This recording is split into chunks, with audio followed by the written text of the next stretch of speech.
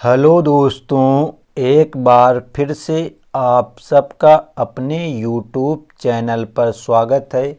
तो दोस्तों, आज से हम आपको इस चैनल पर कक्षा 10 के सब्जेक्ट गणित, जो आपकी बुक है NCERT बुक की प्रश्नावली 1.1 को पूरी तरीके से हल कराएंगे। तो आपको आज से इस चैनल पर हाई स्कूल के सब्जेक्ट गणित की वीडियो प्रॉपर तरीके से मिलेंगी। तो प्रश्नावली 1.1 का प्रश्न नंबर 1 है, निम्नलिखित संख्याओं का HCF ज्ञात करने के लिए यूक्लिड विभाजन एल्गोरिथ्म का प्रयोग कीजिए। तो आपको यहाँ पर 3 प्रश्न दिए गए हैं। इन प्रश्नों में हमको HCF ज्ञात करना है यूक्लिड विभाजन एल्गोरिथ्म के प्रयोग द्वारा। तो सबसे पहले हम यहाँ पे फर्स्ट पार्ट को हल करेंगे। तो फर्स्ट पार्ट में लिखा है 135 और 225। तो यहाँ पे हम लिख लेंगे 135 और 225। तो जो तुम्हारी प्रमेय होती है यूक्लिड विभाजन एल्गोरिथ्म, तो इसमें आपको सबसे पहले बड़ी वाली संख्या को पहचान करनी होती है। तो यहाँ पे हम लिख लेंगे इसमें 225 बड़ा है 135 से, मतलब जो संख्या बड़ी होगी उसके साइड इसका मुंह खुल जाएगा। तो 225 बड़ा है 135 से। अब हम यहाँ पे लिखेंगे 225 और 135 में यूक्लिड विभाजन एल्गोरिथ्म से। तो हम इसमें लगाएंगे प्रमेय। तो सबसे बड़ी संख्या है 225 बराबर लिखेंगे, छोटी संख्या है 135। अब हमको इसमें गुणा करना है कि इसके नज़दीक पहुंच जाएं। तो अगर 1 का गुणा कराएंगे तो 135 से करने में 135 होगा। अगर 2 का गुणा करा देंगे तो 135 दूनी 270 हो जाएगा, जो कि इससे ज़्यादा हो जाएगा। हमेशा कम बार इसको हल करना होता है। तो 1 का गुणा करा लेंगे। अब देखो जितना शेष बचेगा उसको प्लस करके लिखा जाएगा। तो इसमें घटा लो, 5 में 5 घटे जाएगा 0, यहाँ 2 में 3 घटेगा नहीं, तो 12 में 3 घटेगा, बचेगा 9। तो यहाँ शेष बच गया तुम्हारा 90। तो नीचे लिखेंगे 90 जो है तुम्हारा शेष, वो डज नॉट इक्वल टू 0। जब तुम्हारा शेष 0 ना आ जाए तो अब तुम्हारे पास यहाँ 2 संख्याएँ फिर मिलेंगी। कौन कौन सी? एक ये 135 और जो शेष बचा है 90। इनमें आपको फिर से लिखना है कि 135 और 90 में यूक्लिड विभाजन एल्गोरिथ्म से। तो इन 2 संख्याओं में हम फिर प्रमेय लगाएंगे। तो यहाँ बड़ी संख्या है 135, तो इसको लिखेंगे 135 बराबर छोटी संख्या है 90। और इसमें कितने का गुणा हम करा दें कि 135 के नज़दीक पहुँच जाएं। अगर 2 का गुणा कराएंगे तो 90 दूनी 180 ज़्यादा हो जाएगा। तो 1 का गुणा कराएंगे, प्लस कितना बचेगा शेष, तो 5 में 0 घटाएंगे तो बचेगा 5, यहाँ 13 में 9 घट जाएगा तो बचेगा 4। तो शेष बचा 45। जब तक इस प्रोसेस को करना होता है जब तक जो शेष है वो 0 ना आ जाए। तो शेष 45 आ गया। फिर यहाँ लिखेंगे 45 डज नॉट इक्वल टू 0। अब तुम्हारे पास 2 नई संख्याएं मिली, एक 90 और एक 45। तो यहाँ लिखेंगे 90 और 45 में यूक्लिड विभाजन एल्गोरिथ्म से। तो इन दोनों संख्याओं में फिर से प्रमेय लगाएंगे। तो बड़ी संख्या है 90, तो लिखेंगे 90 बराबर छोटी संख्या 45। कितने गुणा करा दें तो 90 के नज़दीक पहुंच जाएं। तो 2 गुणा करा दें तो 45 दूनी 90 बराबर 90। अब शेष कितना बचा यहाँ पे 0। तो अब यहाँ से ये प्रोसेस हो जाएगी तुम्हारी ख़त्म। जब आपका जो शेष आ जाए वो 0 आ जाए तो वहीं से जो तुम्हारा क्वेश्चन है हल हो जाता है। हमको यहाँ निकालना था क्वेश्चन में HCF। HCF का मतलब मासा। तो जो इसका HCF आएगा वो किससे कर रहा है 45 से। तो जो इसका HCF होगा वो होगा 45। तो लिखेंगे अतः 135 और 225 जो क्वेश्चन में दिया था का HCF बराबर 45। तो ये हो जाता है प्रश्न नंबर 1 के फर्स्ट पार्ट का आंसर। तो उम्मीद करते हैं कि आप लोगों को यूक्लिड विभाजन एल्गोरिथ्म समझ में आ गया होगा। तो अब इसी प्रकार हम हल करेंगे सेकंड वाले पार्ट को, जो है 196 और 38,220। तो यहाँ पर हमने लिख लिया 196 और 38,220। तो हमने आपको बताया सबसे पहले आपको संख्याओं में जो बड़ी है उसको लिख देना है 38,220 इज ग्रेटर देन 196। फिर लिखना है 196 और 38,220 में यूक्लिड विभाजन एल्गोरिथम से। तो यहाँ पे बड़ी संख्या है 38,220 बराबर छोटी संख्या है 196। इसमें किसका हम गुणा करा दें तो 38,220 के नज़दीक पहुँच जाएं। तो हम इसका इसमें भाग देंगे। तो जब इसका इसमें भाग देते हैं तो लगभग, क्योंकि 19 का वर्ग तुम्हारा होता है 361, तो 382 लिखा है यहाँ पे, क्योंकि साथ में 6 भी है। तो ये तुम्हारा 195 बार पूरा पूरा कट जाता है। तो शेष कितना आ जाता है 0। देखो शेष 0 आ गया। तो इस प्रोसेस को हम यहीं पर रोक देंगे। जो हमारा HCF होगा वो कितना होगा 196। तो नीचे लिखेंगे अतः 196 और 38,220 का HCF बराबर 196, क्योंकि HCF का मतलब होता है कि जो HCF आता है उससे तुम्हारी दोनों संख्याएं कटनी चाहिए। तो 196 का भाग देंगे हम 196 में तो एक बार जाएगा, और 196 का भाग देंगे 38,220 में तो 195 बार जाएगा। तो इस प्रकार सेकंड का आंसर आ जाता है 196। अब इसका एक और पार्ट बचा है, पार्ट नंबर 3, जो है 867 और 255।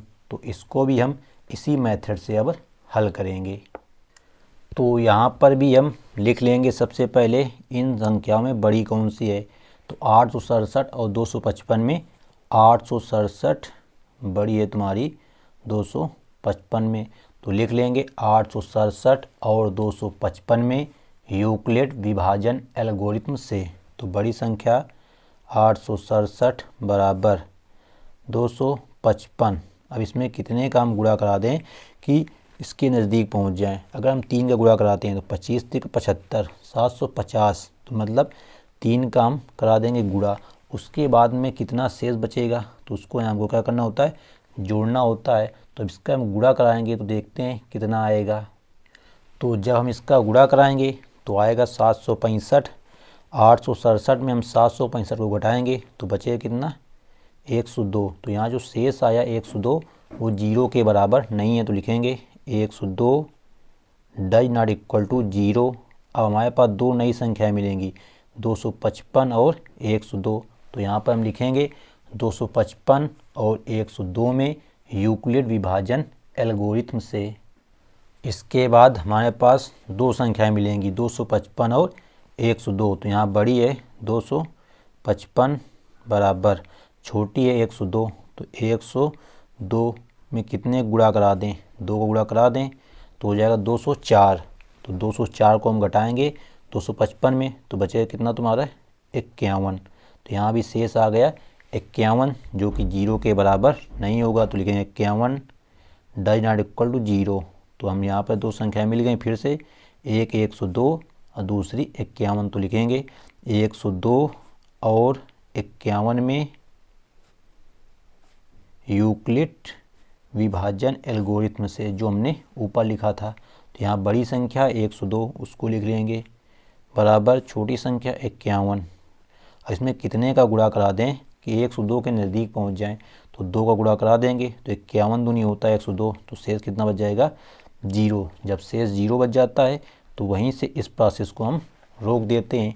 तो हमारा 867 और 255 का HCF कितना आएगा 51। तो लिखेंगे अतः 867 और 255 का HCF मतलब होता है मासा बराबर आएगा तुम्हारा 51। तो इस पार्ट का जो आंसर आएगा वो आ जाएगा तुम्हारा 51। तो उम्मीद करते हैं कि यूक्लिड विभाजन एल्गोरिथम से आप लोग HCF निकालना सीख गए होंगे। तो अब देखते हैं अगला प्रश्न, प्रश्न नंबर 2। तो यहाँ पर हमारे पास प्रश्न नंबर 2 है, दर्शाइए कि कोई भी धनात्मक विषम पूर्णांक 6q+1 या 6q+3 या 6q+5 के रूप का होता है जहाँ q कोई पूर्णांक है। तो आपको बताना है कि हमारा कोई भी जो धनात्मक विषम पूर्णांक होता है वो 6q+1 या 6q+3 या 6q+5 के रूप में होता है कि नहीं। तो देखो, इसके लिए हमको करना है तो मान लेना है, माना कोई धनात्मक पूर्णांक स्मॉल a है, तब यूक्लिड विभाजन एल्गोरिथ्म से, तो यूक्लिड विभाजन एल्गोरिथ्म होता क्या है हमारा, तो वो होता है a बराबर 6q+r, जहाँ पर तुम्हारा q का जो मान होगा वो तुम्हारा greater than is equal to 0 होगा, मतलब 0 से बड़ा और 0 के बराबर। और जो तुम्हारा यहाँ r है तो r का मान 0 से लेकर 1 2 3 4 एंड 5, क्योंकि तुम्हारे क्वेश्चन में है कि यहाँ पे 1 3 5 जोड़ा गया है, तो लिखेंगे तुम्हारा जो 0 छोटा होगा बराबर होगा r के, और r का मान जो होगा 6 से छोटा होगा, मतलब r का मान 0 से लेकर 5 तक होगा लेकिन 6 नहीं होगा। तो यहाँ पर हम लिख लेंगे अतः, अब देखो हमारे पास यहाँ 3 कंडीशन दी गई हैं, 6q+1 6q+3 6q+5, तो इसके अकॉर्डिंग हम लिख लेंगे और r के मान ये रखा देंगे। तो देखो क्या होगा, लिखेंगे अतः a बराबर 6q या 6q+1 या 6q+2, क्योंकि सभी मान रखाने ये वाले, 6q+3 या 6q+4 या 6q+5। तो ये हमने r के मान ले लिए 5 तक। अब हम इनको, हमें क्वेश्चन में दिया गया है कि 6q+1 6q+3 और 6q+5 धनात्मक विषम पूर्णांक के रूप में होते हैं। तो हमको इन प्रश्नों को हल करना, मतलब 3 कंडीशनों को। एक तो पहली कंडीशन हो जाएगी, तो लिखेंगे अतः 6q+1 से, जो तुम्हारी ये वाली कंडीशन है, तो इसको हम लिखेंगे 2 × 3q+1। तो यहाँ पे 3q+1 जो आ गया, तो जो 3q है इसको हम एक नया पूर्णांक मान लेंगे k1, तो हो जाएगा 2k1+1। तो यहाँ k1 क्या है, तो k1 एक तुम्हारा है नया पूर्णांक। इसी प्रकार दूसरी कंडीशन है 6q+3, तो इसको लिख लेंगे 6q+3 बराबर, तो इसको हम सबसे पहले लिखेंगे 6q+2 और प्लस का 1, क्योंकि 2 + 1 3 हो जाएगा, इसमें से 2 कॉमन हो जाएगा, तो अंदर बचेगा 3q प्लस का 1 और a प्लस का 1। जो 3q प्लस का 1 आया है इसको एक नया कांस्टेंट हम ले लेंगे k2, तो हो जाएगा 2k2 प्लस का 1। यहाँ पे जो k2 है वो तुम्हारा क्या है, पूर्णांक, तो यहाँ लिख देंगे k2 पूर्णांक। इसी प्रकार अगला लेना है 5 वाला, तो यहाँ लिख लेंगे 6q+5 बराबर, यहाँ पर भी हम 4 अलग कर देंगे, तो ये 6q प्लस का 4 प्लस का 1 बराबर, यहाँ से 2 कॉमन ले लेंगे तो अंदर बचेगा 3q प्लस का 2 और ये प्लस का 1। तो इसको हम एक नया कांस्टेंट दे देंगे, मतलब पूर्णांक k3, तो ये हो जाएगा 2k3+1। यहाँ पे तुम्हारा k3 क्या होगा, एक पूर्णांक हो जाएगा। इतना करने के बाद में देखो जो ये मान मिले हैं 2k+1 2k2+1 2k3+1, ये सब तुम्हारे किस रूप के आ रहे हैं, ये सभी तुम्हारे 6q+1 6q+3 और 6q+5 के रूप में ही प्राप्त होते हैं। तो इसको जो k1 k2 k3 है इसको हम एक नया कांस्टेंट मान लेंगे k। तो इस प्रकार जो तुम्हारे ये मान होंगे 2k+1 2k2+1 2k3+1 ये तुम्हारे 2 से विभाजित नहीं होंगे। तो यही हमको यहाँ पे अब लिख देना है हिंदी में। तो यहाँ पर हम लिख देंगे इस प्रकार 6q+1 6q+3, 6q+5 सभी 2k+1 के रूप में है। देखो ध्यान से, यहाँ पर सब 2k+1 के रूप में है, जहाँ k एक पूर्णांक है, इसलिए ये मतलब 6q+1, 6q+3, 6q+5 2 से विभाजित नहीं होंगे। अतः कोई भी धनात्मक विषम तुम्हारा जो होता है पूर्णांक वो 6q+1, 6q3 या 6q+5 के रूप का होता है। तो इस प्रकार हमको प्रश्न नंबर 2 को सॉल्व करना था। उम्मीद करते हैं कि ये सभी प्रोसेस आपको समझ में आ गई होगी। अगर एक बार ना समझ में आए तो दोबारा इसको देख लेना, अच्छे से समझ में आ जाएगी। तो अब देखते हैं अगला प्रश्न। तो अगला प्रश्न है प्रश्न नंबर 3। किसी परेड में 616 सदस्यों वाली एक सेना की टुकड़ी को 32 सदस्यों वाले एक आर्मी बैंड के पीछे मार्च करना है। दोनों समूहों को समान संख्या वाले स्तंभों में मार्च करना है। उन स्तंभों की अधिकतम संख्या क्या है जिसमें वे मार्च कर सकते हैं। तो मतलब यहाँ पे एक शब्द लिखा है अधिकतम। अगर किसी भी क्वेश्चन में आपको अधिकतम या महत्तम शब्द लिखा मिल जाए तो मतलब समझ जाना कि वहाँ पे जो संख्याएं दी गई हैं 616 और 32, उनका निकालना है हमको HCF। तो अभी हमने आपको प्रश्न नंबर 1 में निकालना सिखाया था HCF। तो यहाँ पे लिख लेंगे 616 और 32। तो यहाँ पे बड़ी संख्या है 616 इज ग्रेटर देन 32। तो यहाँ लिख लेंगे 616 और 32 में यूक्लिड विभाजन एल्गोरिथम से। तो आप लोग इसमें लिख लेना आगे, ठीक। तो यहाँ पे हम लिखेंगे 616 बराबर 32 गुणते। अब 32 का हम कितने में गुणा करा दें कि 616 के नज़दीक पहुँच जाएं। तो हम इसमें इसका भाग दे देते हैं, तब भी आ जाएगा। तो यहाँ पर अगर हम यहाँ पे 20 का गुणा कराएंगे तो 32 दूनी 64, 640 ज़्यादा हो जाएगा। तो मतलब 19 बार गुणा करा दें। तो जब इसका 19 बार गुणा कराएंगे तो 19 दूनी 38 और 29 57, 3 60, 608 हो जाएगा। तो 616 में 608 घट जाएगा तो कितना बचेगा 8 शेष। जो शेष अभी 0 नहीं आया है तो हम लिखेंगे 8 डज नॉट इक्वल टू 0। फिर लिखेंगे हम दो संख्या नहीं मिलेंगी, एक 32 और एक 8। तो लिखेंगे हम यहाँ पे क्या कि तुम्हारी जो 32 और 8 में यूक्लिड विभाजन प्रमेय से, ये आपको यहाँ पे लिख लेना है। तो यहाँ पे बड़ी संख्या है 32 बराबर छोटी संख्या 8। अब इसमें कितने का हम गुणा कर दें कि 32 मिल जाए। तो 4 का गुणा कर दें तो 8 चौको 32, शेष कितना बचेगा 0। तो यहाँ पे जो आंसर आएगा स्तंभों की अधिकतम संख्या वो कितना आएगा 8। तो लिखेंगे अतः स्तंभों की अधिकतम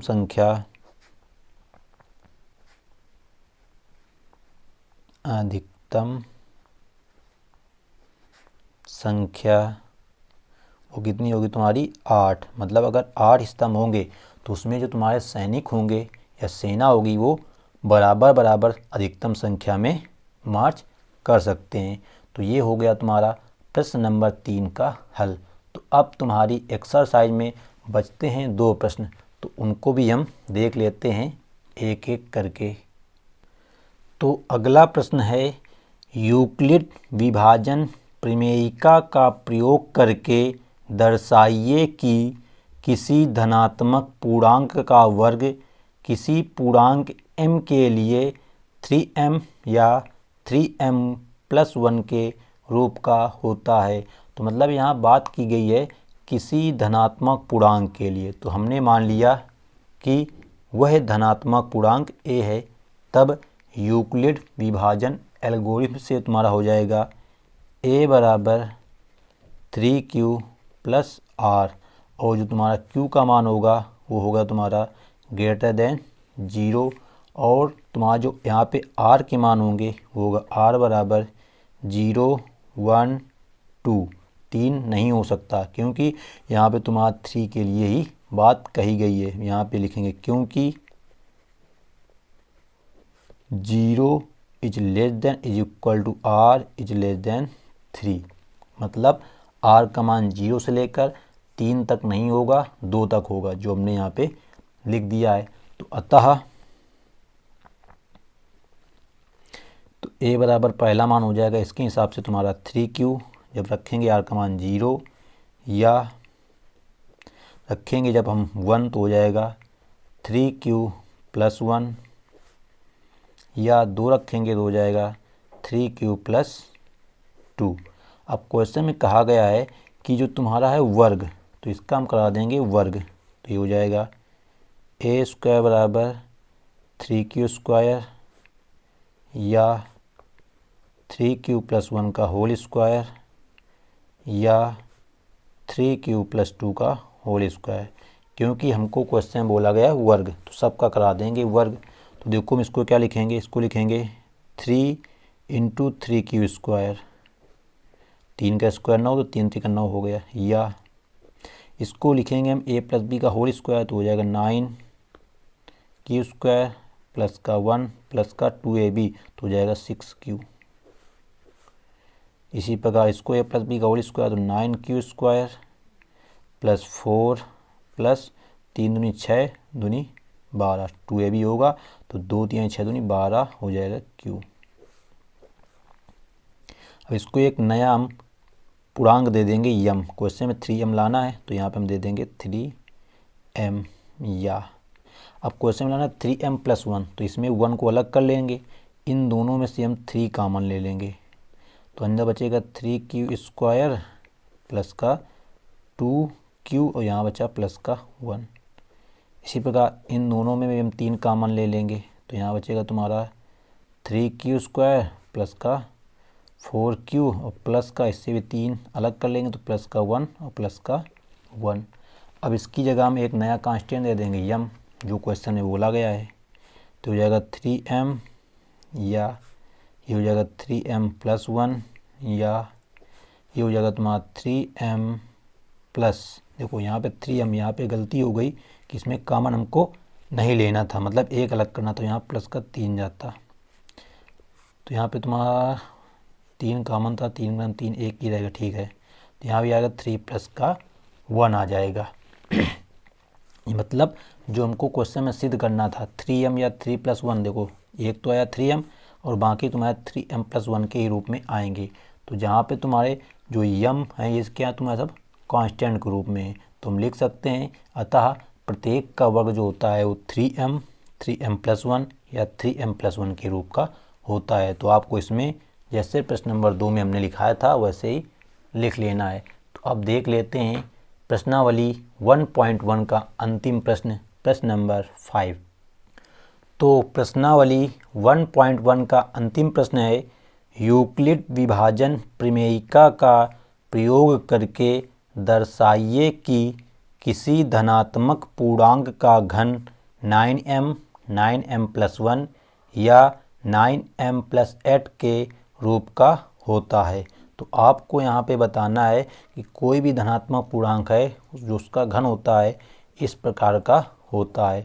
तो हमने मान लिया, माना कोई धनात्मक पूर्णांक a है, तब यूक्लिड विभाजन प्रमेय के अनुसार क्या हो जाएगा तुम्हारा a बराबर 3q + 1, यही होगा यहाँ पे, और q का मान 0 से बड़ा और बराबर होगा, क्योंकि जो तुम्हारा यहाँ पे r का मान लेना है वो लेना है 0 से छोटा और बराबर r का मान होगा तुम्हारा 3 से छोटा, क्योंकि यहाँ पे 3 स्टेप दिखाने हैं, तो r का मान हमको 3 तक ही लेना पड़ेगा। तब देखो क्या बन जाएगा, अतः यहाँ लिख सकते हैं हम r का मान क्या क्या होगा 0, 1 और 2, 3 हम नहीं ले सकते क्योंकि यहाँ बराबर का चिन्ह नहीं लगा है। देखो a में रखेंगे मान, तो हो जाएगा a बराबर 3q पहली कंडीशन, सेकंड कंडीशन a बराबर तुम्हारी क्या बन जाएगी 3q + 1, और थर्ड कंडीशन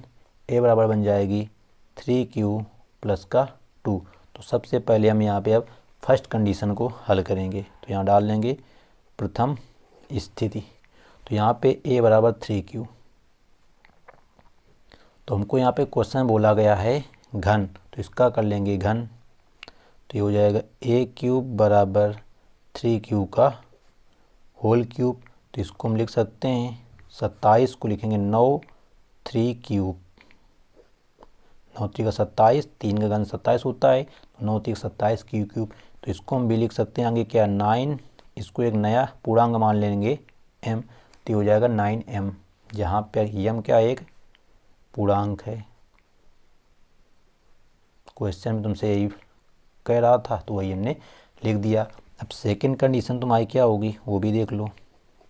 तो सेकंड होगी तुम्हारी ये वाली 3 क्यूब प्लस 1 वाली, तो इसको भी लिख लेंगे a बराबर 3 क्यूब प्लस 1, दोनों पक्षों को करा देंगे हम घन। तो a क्यूब बराबर 3 क्यूब प्लस 1 का होल क्यूब बराबर a प्लस b का होल क्यूब a क्यूब।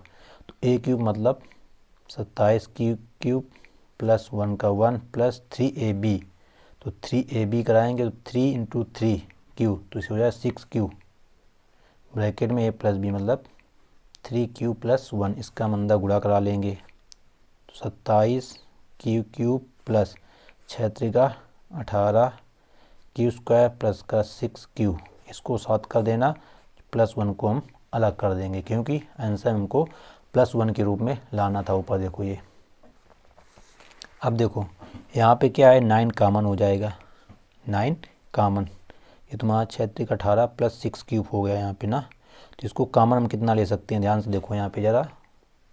तो यहाँ पे तुम्हारा थोड़ा गलत हो गया है, 3ab होता है तो यहाँ पे तुम्हारा आएगा 3 3 का 9 क्यू आएगा, तो 9 3 का 27 क्यू स्क्वायर बनेगा ये, यहाँ पे होगा 9 क्यू। तो यहाँ से 9 हम कॉमन ले लेंगे, 9, तो अंदर बचेगा तुम्हारे को क्या बचेगा 3 की cube plus 3 Q square plus का क्यू प्लस का 1, ये जो पूरा आ गया इसको एक नया हम पूर्णांक मान लेंगे, तो ये हो जाएगा 9m प्लस 1, m क्या एक पूर्णांक है, m एक पूर्णांक है।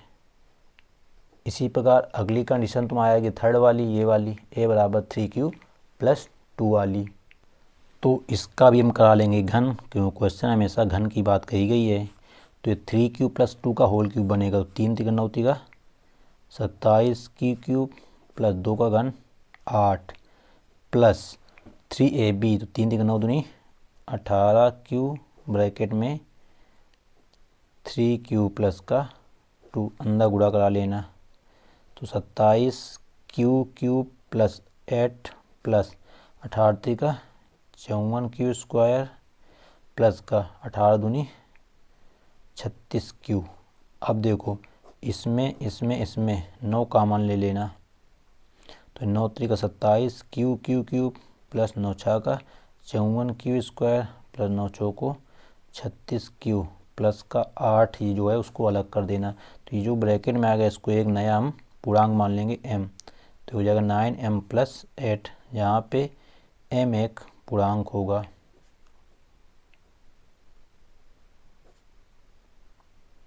तो ये आ गया, देखो तुम्हारा सब में क्या आया घन के रूप में ही आया, इसमें भी घन के रूप में आ गया जो हमको सिद्ध करना था। तो इस प्रकार हम कह सकते हैं कि कोई भी जो तुम्हारा धनात्मक पूर्णांक का घन होता है वो 9m plus 1, 9m plus 3, 9 plus m1 के रूप का होता है। तो इस प्रकार हम नीचे लिख देंगे, अतः किसी धनात्मक पूर्णांक का घन 9m, 9m प्लस 1 या 9m प्लस 8 के रूप का होता है। तो इस प्रकार आपकी प्रश्नावली 1.1 के सभी प्रश्न सॉल्व हो जाते हैं। तो उम्मीद करते हैं कि ये सभी पांचों प्रश्न आप लोगों को अच्छी तरह से समझ में आ गए होंगे। तो अगर वीडियो अच्छी लगी हो तो वीडियो को लाइक कर देना, और इससे संबंधित कोई भी सुझाव हो तो कमेंट बॉक्स में ज़रूर दीजिए।